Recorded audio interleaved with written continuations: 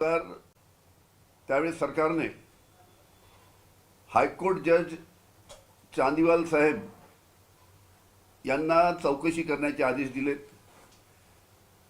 न्यायमूर्ती चांदीवाल यांनी या संपूर्ण प्रकरणाची म्हणजे काल जे आरोप केले त्या संपूर्ण प्रकरणाची 11 महिने चौकशी केली आणि न्यायमूर्ती चांदीवाल यांनी 11 महिने चौकशी करून 2 वर्षापूर्वीच तो चौकशी अहवाल माझ्यावर जे आरोप केले होते, जे काल जे आरोप केले तेच 3 वर्षापूर्वी केले होते, तो चौकशी अहवाल जस्टिस चांदीवाल म्हणजे न्यायमूर्ती चांदीवाल यांनी 2 वर्षापूर्वी सरकारला दिलेला आहे. तो अहवाल सध्या होम डिपार्टमेंटकडे आहे.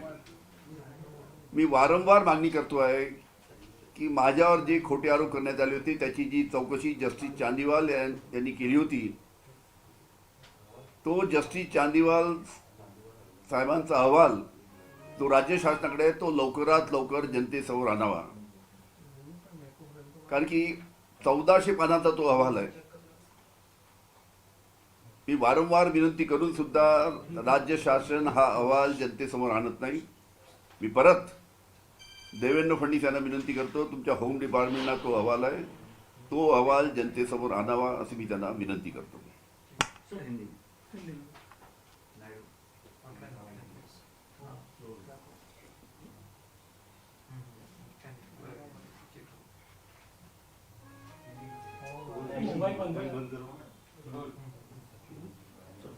कल देवेंद्र फडणवीस जो महाराष्ट्र के डिप्टी सीएम हैं, इन्होंने सचिन वजह का सहारा लेके मेरे ऊपर फिर से सचिन वजह को मेरे खिलाफ में आरोप करने लगाया. सब दुनिया जानती है कि सचिन वजह एक दहशतवादी और 2 मर्डर के केस का गुनहगार है. फिलहाल मर्डर के केस में और दहशतवादी केस में वो जेल में है. ऐसे सचिन वजह का सहारा देवेंद्र फडणवीस को मेरे ऊपर आरोप करने के लिए लेना पड़ता है. बड़ी ताजुब की बात है. एक महाराष्ट्र का deputy CM, home minister Sachin वजह जैसे गुनहगारी प्रवृत्ति के आदमी को मेरे ऊपर इल्जाम लगाने की बोलता है और उसका सहारा मेरे ऊपर आरोप लगाने के लिए करता है. इसका मुझे बहुत आश्चर्य होता है. 3 साल पहले यही जो मुझे कल जो आरोप लगाया है सचिन वजह ने, यही आरोप 3 साल पहले परमवीर सिंह और सचिन वजह को देवेंद्र फडणवीस के कहने के ऊपर परमवीर सिंह जो मुंबई के माजी पुलिस आयुक्त थे और सचिन वजह, ये दोनों को मेरे खिलाफ में देवेंद्र फडणवीस ने 3 साल पहले आरोप करने लगाया था.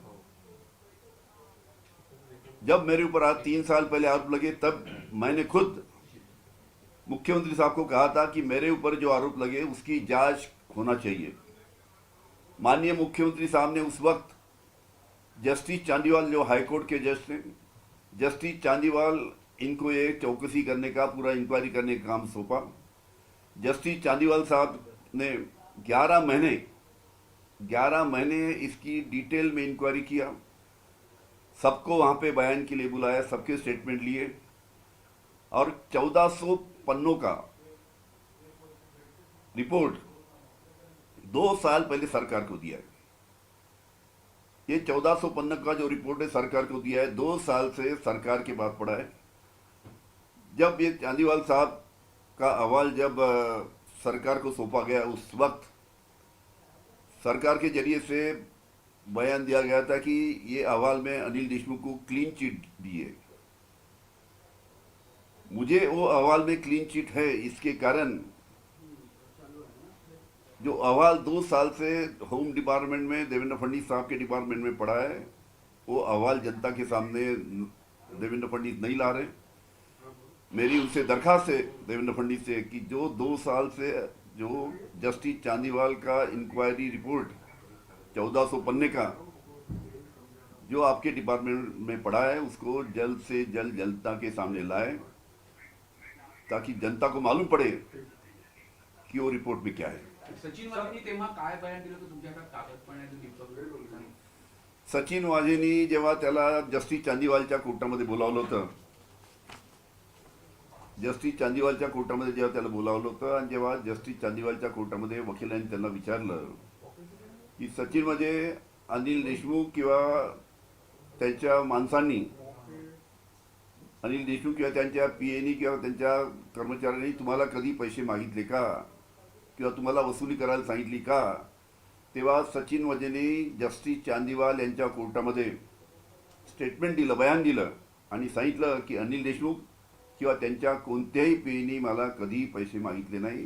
हे जस्टिस चांदीवालच्या कोर्टाचा रोजनामा आहे.